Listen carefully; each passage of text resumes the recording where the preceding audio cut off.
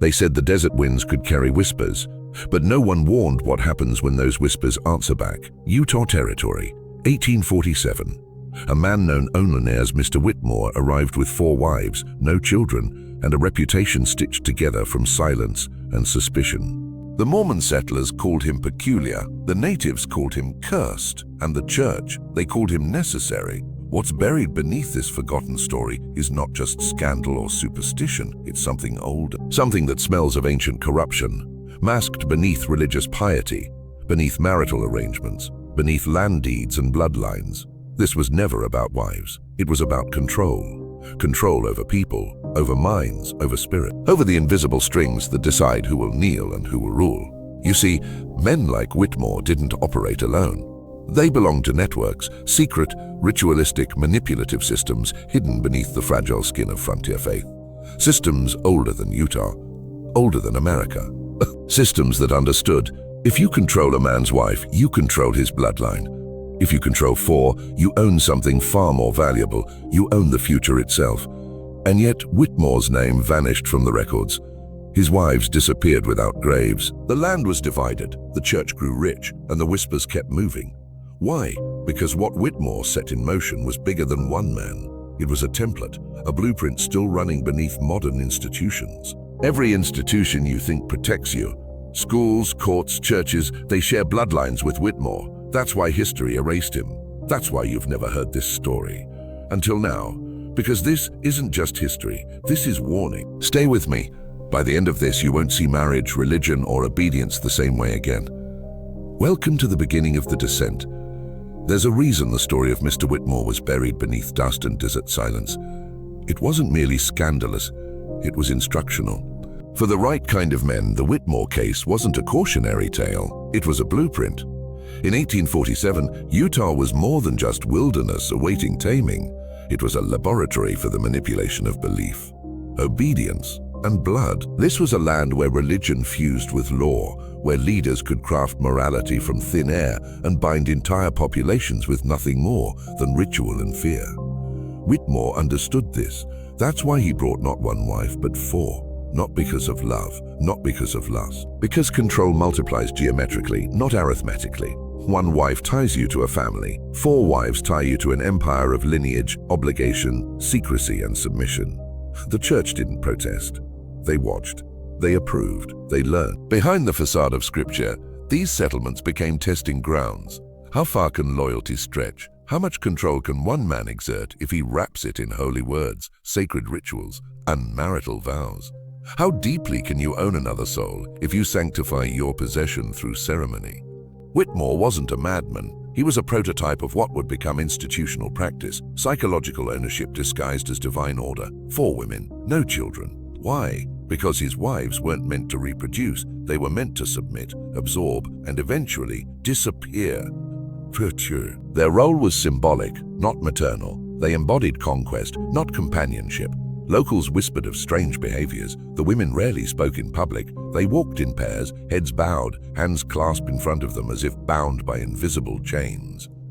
Neighbors reported sounds at night, chanting, sobbing, scratching, yet no authorities intervened. Why would they? The church and the law were the same hand, wearing different gloves, and that hand knew better than to interrupt something ancient unfolding beneath its own watchful eye.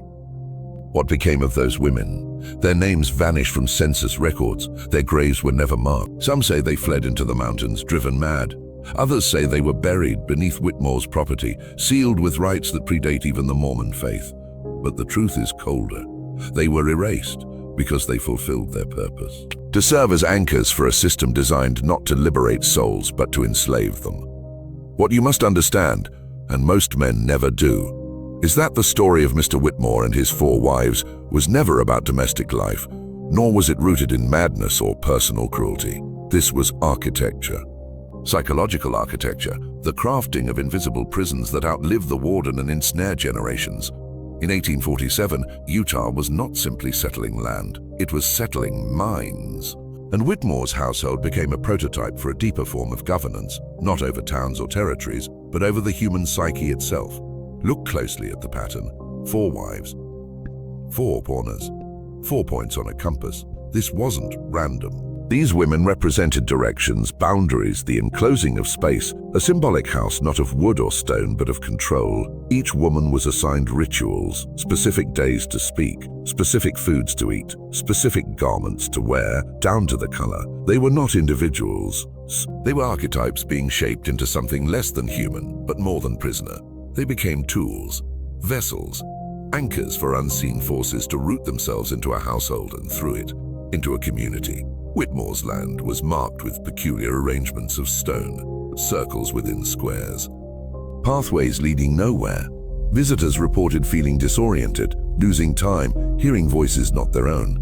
These weren't mere eccentricities. These were spatial technologies, ancient manipulations of energy and consciousness, repurposed beneath the banner of frontier faith. His wives walked these paths nightly, reciting phrases not from scripture but from something far older. Words that twist in the mouth like smoke and never quite leave. Words meant to fracture will, erode boundaries, and dissolve identity. And when one wife vanished, the eldest, no search was made. No outcry. Her absence was absorbed into silence, like a stone into dark water. 3 wives remained, and the rituals deepened. The control tightened. Whitmore grew more withdrawn, more focused. Locals avoided his property. Animals refused to cross its borders. Children wept at the sight of his home. What should it prove? These are not the markings of folklore. These are the residual fingerprints of systems, ancient and precise, wearing the mask of marriage, of religion, of patriarchal duty. You were taught to see history as dates and wars. You were never shown the blueprints beneath. Whitmore's house was not a home. It was a machine designed to bend reality, one mind at a time. Are you ready to keep descending, or does the truth already feel too heavy in your chest? The deeper you look, the more you begin to understand. Mr. Whitmore wasn't simply practicing control within his household. He was rehearsing something far older, a blueprint passed down through bloodlines and whispered rites, older than Utah, older than America, older even than the language you use to name it. His 4 wives were not women in the eyes of these systems. They were quadrants, pillars, living symbols mapped onto flesh to mirror ancient structures of domination. His home was a sanctum, a prototype, but also a gateway for something larger to take hold. Witness accounts grew darker as the months dragged on, lights moving beneath the soil. Whoa. Voices speaking in unison where only silence should have been. Whitmore's neighbors began to suffer strange ailments, wasting sicknesses, night terrors, hallucinations. Livestock refused to eat. Wells went dry. Still, no one confronted the man atop the hill. Not because they feared him, but because they feared what stood behind him. And what stood behind him was institution itself. Church elders visited often, though no records remain of those meetings. Men in dark coats came from the east. Surveyors who took no measurements. Doctors who carried no instruments. Lawyers who drafted no deeds. Yet each left with something. Boxes, documents. Maps scrawled with symbols long erased from public knowledge. Whitmore was no longer simply a man with 4 wives. He had become a conduit, a test case for how faith, law, and ritual can be welded into one seamless tool of control. And then abruptly, it ended. The house burned. Also the records claim. Yet no ashes were found, no bodies recovered. Only the land remained, scorched in patterns too precise for accident, too ancient for coincidence. The church expanded north. The borders were redrawn. New settlements rose atop old foundations, and Whitmore's name vanished like smoke. Not struck from history, simply absorbed into it, hidden beneath the layers where only those who know how to look can still see the seams. Understand this, these systems never die. They adapt, they evolve. They move from churches to corporations, from family homes to digital networks. The same blueprint runs beneath them all, a grid of unseen architecture designed not to shelter you, but to trap you in belief. And if you've followed me this far, type below, the 4 corners still turn. Type it twice. Lock it in. This is how we mark the awakened from the asleep. Are you ready to keep going? What waits beneath is darker still. Once you understand the mechanism, you begin to see it everywhere. The Whitmore case was not an isolated event. It was part of a larger inheritance, a chain of influence stretching back through centuries of hidden governance. 4 wives, 4 pillars, 4 boundaries. These were not superstitions. They were applications of ancient knowledge concerning how to bind energy, control behavior, and collapse the will of a people without them ever realizing chains had been fastened. Utah was simply the latest soil to host these roots. Before it, Rome. Before Rome, Babylon. Before Babylon, something nameless, something that still stirs beneath the surface of every institution you trust. The Whitmore household, with its silent wives and its geometric paths, was a mirror of the greater machine. His home mapped onto his land mapped onto the territories being carved by religious decree, and those territories mapped onto the minds of the settlers taught to obey without question, to marry without love, to raise children for purposes not their own. This is how the machinery spreads. Through lineage. Through obedience, through ritual disguised as tradition. The women weren't meant to survive. They were meant to serve as conduits, to seal the architecture with their lives. And once the foundation was set, their erasure became necessary. Witnesses are liabilities. Symbols are eternal. The church expanded. The territory flourished. The Whitmore name dissolved, but the blueprint remained. It would be echoed later in the communes of the 20th century, in the psychological experiments hidden beneath universities, in the silent manipulations of corporate policy. Everywhere you look now, you'll find echoes of the four wives, systems that quarter you, divide your allegiance, split your mind between family, faith, work, and state until there's no hole left to resist. Fragmentation is control, and fragmented men are easier to rule. What you've been taught as freedom has always been a structure of invisible boundaries. You work, you marry, you pray, you obey. And you wonder why you wake up feeling hollow, why generations pass and nothing changes but the uniforms of your masters. Because the architecture is intact. The same geometry, the same blueprint, the same ancient handwriting history beneath the paper-thin surface of what you're allowed to see. Ask yourself, who benefits from keeping this hidden? And why are you only hearing this now? By now, you should feel it. The tightening in your chest, the slow realization crawling beneath your skin that this isn't just history, it's your life. You've lived within the architecture laid down by men like Whitmore without ever seeing the walls. That's how this system survives. Visibility is death to their design. Silence is the mortar between generations. Your schools were not built to educate. Your laws were not written to protect. Your faiths were not shaped to save. They were engineered to bind. To channel your energy, your time, your loyalty into prescribed patterns. Patterns you mistake for choice, patterns you mistake for life. Mr. Whitmore and his wives were only one thread in this tapestry. Look deeper and you'll see the pattern repeating. 4 quadrants, 4 directions, 4 roles assigned to every man: provider, protector, believer, worker, boxed. It's predictable. From birth, you're drawn into this geometry. First through family, then through education, then through labor, finally through ritual, marriage, religion, patriotism. You're quartered like land, parceled out to serve purposes never truly your own. They divide you to weaken you. They segment your instincts until obedience feels like virtue and rebellion feels like sin. This is why institutions survive revolutions. Why new governments still taste like the old. Because the architecture is never torn down, only painted over. They trade altars for boardrooms, pulpits for podiums, chains for contracts. But the shape beneath remains. 4 corners, 4 boundaries, 4 points anchoring you to systems you were never meant to question. Control is geometry, power is repetition. Mastery over the mind is measured in generations, not headlines. Whitmore's house burned, his wives vanished, his name dissolved, but the structure survived.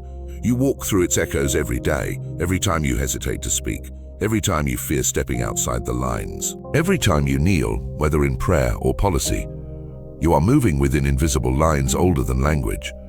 And every authority you obey, school, state, church, corporation, is simply another custodian of the design. They don't need to conspire, they only need to maintain what was already built. Now the question becomes, can you see your way out? Or will you cling to the comfort of walls, mistaking their security for freedom? Look closely and you will see the architecture is not just physical, not just institutional, it is psychological. It burrows into the mind through repetition, through ritual, through fear disguised as tradition. That's why men like Whitmore were valuable. Not for what they did, but for what they proved. That a single household could become a model. That submission, once installed deep enough, would replicate itself without supervision. Once the boundaries are set in the mind, the body will police itself. This is the sickness you inherited without consent. The sickness of believing your boundaries are your nature. That obedience is a virtue. That submission is strength. These ideas were planted in you through stories, through education, through the silent expectations passed from father to son. Systems do not survive because of force alone. They survive because you internalize them. You kneel, you obey, you serve, not because you are weak, but because you were taught to believe there is no other way. Whitmore's 4 wives were taught silence. They were taught to lower their eyes, to speak only when spoken to walk prescribed paths, to live as reflections of his will. Over time, they became those things not by force, but by repetition. Ritual rewrites the self. And when you look around today, you'll see these rituals everywhere. Morning commutes, national anthems, marital vows spoken before strangers, contracts signed without reading, prayers mouthed without faith. Repetition sanctifies imprisonment. Ritual disguises captivity as purpose. You wonder why men feel hollow, why ambition turns to bitterness, why rebellion feels impossible. It's because you've been walking paths you didn't choose, reciting scripts you didn't write, living beneath blueprints you were never meant to see. The architecture still stands because you still believe in its necessity. You still believe in the boundaries of job, of marriage, of loyalty to systems that would grind you to dust without a moment's hesitation. Look around. How many men do you know living lives of quiet resignation? How many walking in circles, never asking who drew the lines beneath their feet? Whitmore's wives are long dead, but their chains remain, passed down, reinvented, strengthened by every generation too afraid to break them. The question now is this: will you, or will you keep walking the same worn path, mistaking its familiarity for safety? Understand this: what Whitmore practiced in secret has been perfected in public. The mechanisms of control have only grown more sophisticated, more palatable to modern minds trained to see chains as progress. Where he once used wives to quarter his domain, today they use contracts, policies, algorithms.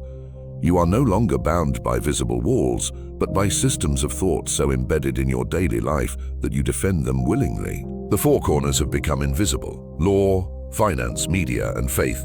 Yet their geometry still turns above your head, still pins you beneath the same silent design. You were taught to worship productivity, to measure your worth by output, by compliance, by how efficiently you contribute to a machine that does not know your name. This is not accidental. It is psychological engineering.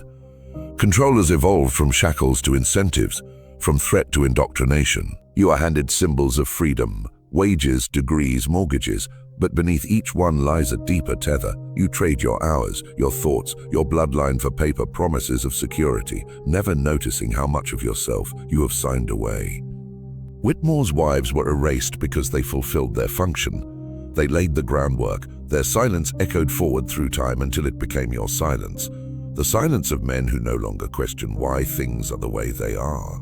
The silence of men too exhausted, too isolated, too anesthetized by entertainment and fear to remember they were born sovereign. You live in a time where rebellion has been commodified, where every act of resistance is sold back to you in the form of slogans, brands, and controlled outrage. The architecture adapts. It always adapts. But the shape beneath remains unchanged. Look at your life. Where does your time go? Where does your energy flow? Who benefits from your loyalty? Who profits from your obedience? You were trained to believe these questions are dangerous, that asking them makes you bitter, disloyal, broken. That too is part of the design. They want you docile, predictable, trapped within your quadrant. Provider, protector, believer, worker, circling endlessly like livestock in invisible pens. But now you see the shape. Now you feel the weight of the pattern pressing down on you. This is the moment where most turn away, afraid of what freedom demands. Because to escape this architecture, you must first be willing to destroy the beliefs that built it inside you. By now you should understand, the architecture is not only around you, it's inside you. Installed piece by piece through years of repetition, expectation, and unseen coercion. It lives in the quiet parts of your mind where you justify your surrender as our responsibility, where you call your exhaustion a duty, where you mistake routine for purpose and resignation for maturity. This is how the system survives. It convinces you to police yourself long after the original wardens are gone. You repeat the pattern, you enforce it on others. You hand it to your children like an inheritance wrapped in fear. Whitmore's blueprint didn't end with burned land and vanished women. It became doctrine, not written in law books, but in behaviors passed between men in quiet conversations about what a good life looks like. Work hard, obey authority, sacrifice your dreams for stability, provide, protect. Never question the men above you. Never look too long at the cracks beneath your feet. This is how you were taught to survive, but survival was never the point. Obedience was. The geometry evolved. Today they don't need 4 wives to quarter your spirit. They use debt to tether you. Media to pacify you. Pharmaceuticals to numb you. Ideologies to divide you. Each quadrant keeps you turning in circles, burning energy, but going nowhere. Your dissatisfaction is weaponized. Your outrage is directed. Your exhaustion is monetized. You are kept just fed enough not to starve, just free enough not to rebel, just hopeful enough not to despair. And so the machine keeps turning. You think you're unique. You're not. You are data. You are numbers in columns, trends on graphs, predictable as sunrise. That's the perfection of the design. And yet cracks appear. Some men wake up. Some men start to ask questions no one wants answered. Why is history erased? Why do patterns repeat? Why does every supposed revolution end with new rulers, same chains? Why is it always the same shape beneath different flags, different laws, different gods? These questions mark the beginning of escape. They terrify those who benefit from your sleep. Because once you see the shape, you cannot unsee it. Once you name the architecture, you weaken its hold. Fooled. But knowledge alone is not escape. Awareness is only the key. The door waits below. One layer deeper, where the truth stops whispering and begins to roar. This is where most men turn back. Because beneath this final layer, the truth becomes unbearable. Not just about Whitmore, not just about Utah, not just about history, but about yourself. You were never meant to hear this, never meant to see beyond the curtain. Never meant to trace the bloodlines of control through faith, through law, through commerce, through culture. All the way back to the architects who understood something simple and terrifying. Freedom is the enemy of order, and order is what they worship. Whitmore's 4 wives were never individuals. They were nodes in a network, boundaries marking space, symbols sealing rituals older than any church. Those rituals didn't die in the ashes of his home. They evolved. They became corporate structures, educational policies, surveillance systems, psychological models dressed up as science. You live beneath their legacy every day, not by force, by consent. Consent you were manipulated into giving before you even knew what you were surrendering. This is the hidden knowledge. All systems seek expansion, and expansion requires obedience. That's why you're taught from birth to kneel, to parents, to teachers, to priests, to bosses, to flags, not because kneeling benefits you, because it sustains the architecture, keeps it humming beneath the surface, keeps you moving in predictable circles, keeps your potential locked beneath layers of duty, fear, shame, and distraction. The chains are invisible now. They don't need iron. They only need belief. But belief can be broken. That's what they fear. Not violence, not rebellion. Awakening. A man who sees the pattern is dangerous. A man who breaks from the roles assigned to him, provider, protector, believer, worker, becomes a fracture in the foundation, a virus in the system, and the system cannot abide fractures. That's why this knowledge is buried.